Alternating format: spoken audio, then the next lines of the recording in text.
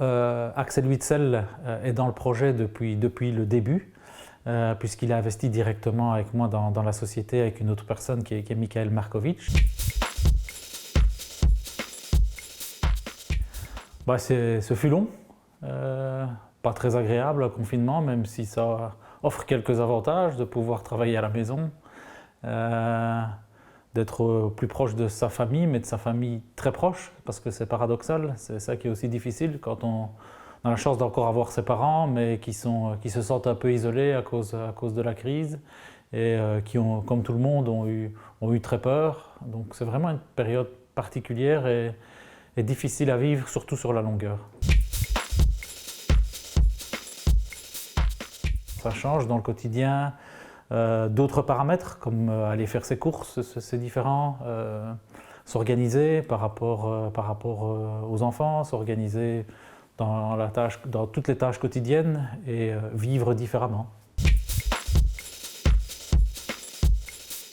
Nous restons des privilégiés et effectivement, il y a des personnes qui sont déjà en détresse toute l'année et encore plus en détresse lors de phases de crise. Ça veut dire que ces personnes qui ont déjà difficilement accès à un logement, qui ont difficilement accès à des repas, c'est encore exacerbé pendant cette période et à plusieurs personnes de différentes manières, on a essayé de les aider.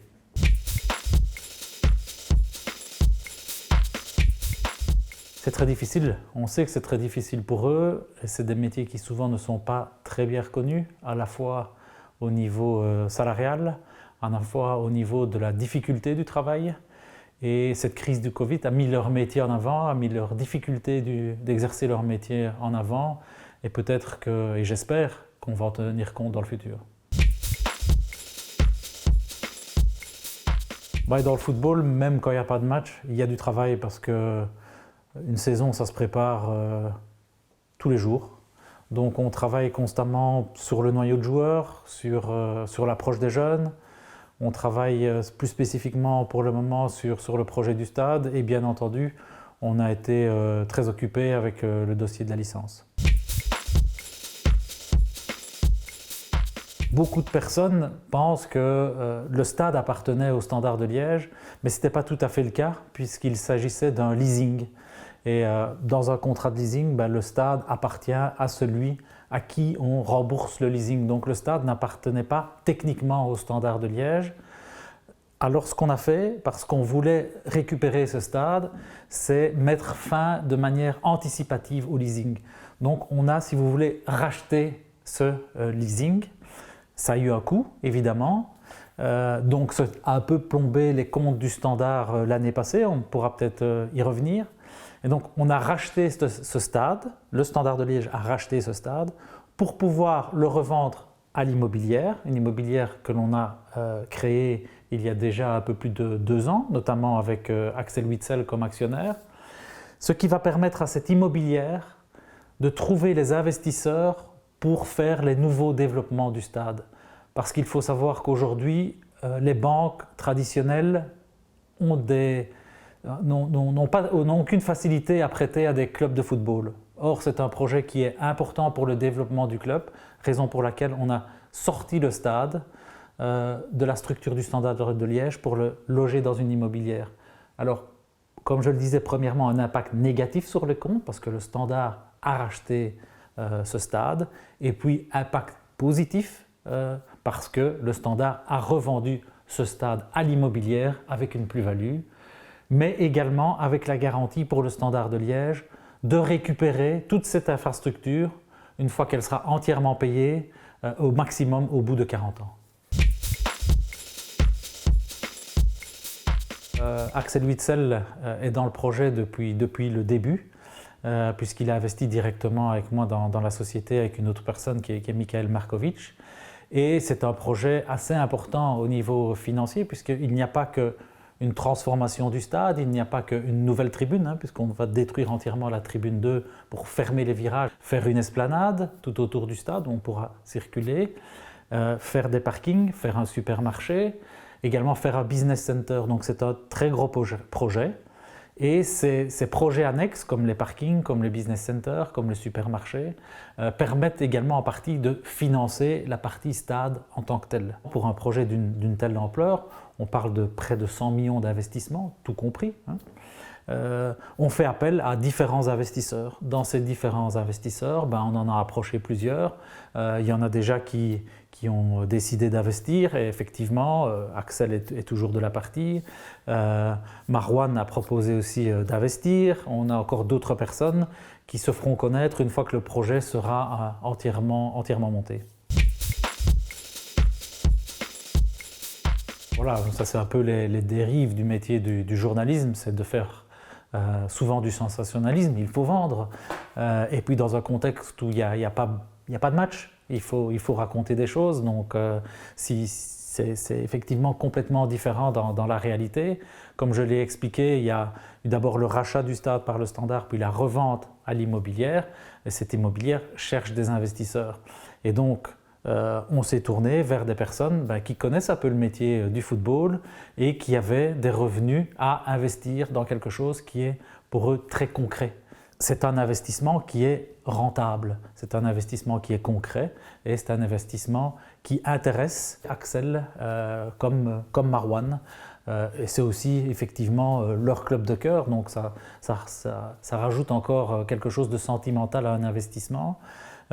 Mais bien sûr, ils le font également par rentabilité et par l'amour du projet. On aurait dû a priori recevoir le permis pour le 27 juin. Suite à la crise du coronavirus, les délais sont bien entendu reportés afin que tous les riverains et toutes les personnes qui le souhaitent consultent le projet et émettent des avis. Et donc on espère maintenant obtenir le permis durant le courant du mois d'août pour commencer les travaux un an plus tard avec des échéances de fin de travaux entre 3 et 5 ans.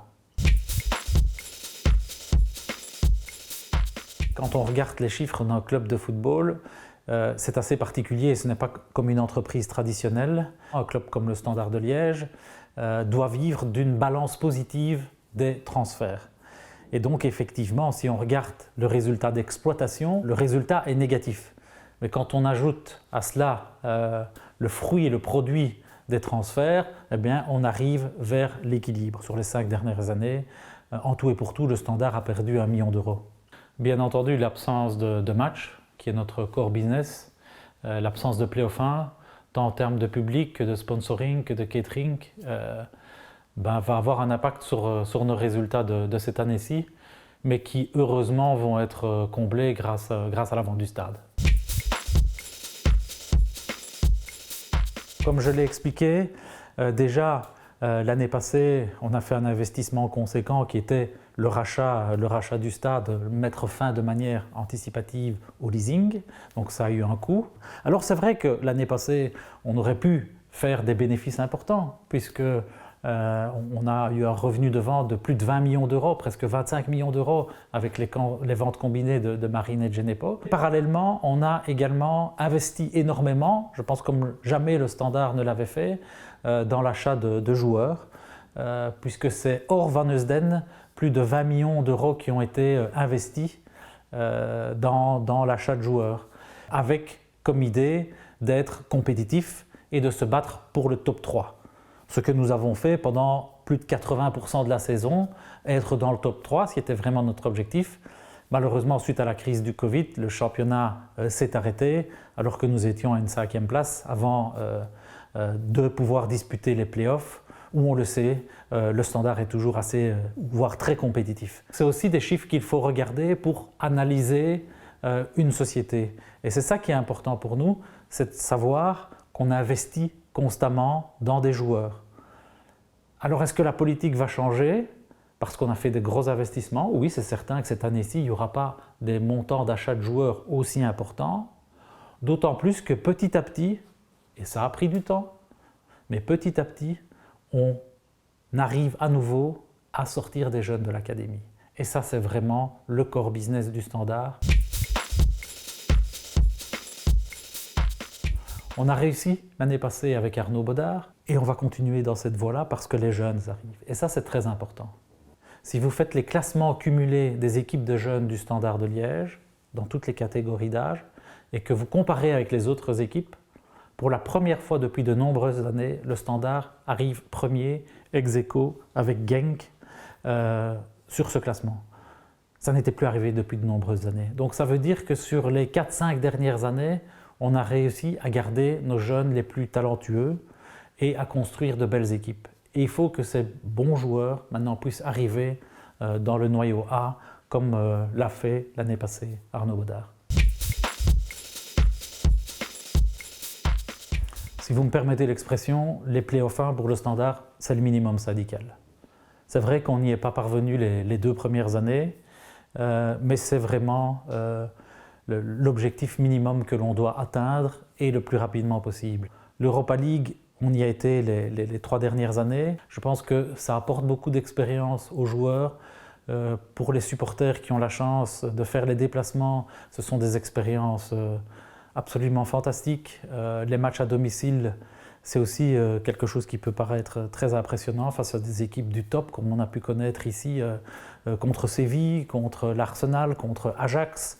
L'année où Ajax va en demi-finale de la Champions League, on les a reçus ici à Sclessin. Donc ce sont des expériences qui profitent à tout le monde, aux supporters, aux joueurs et au club.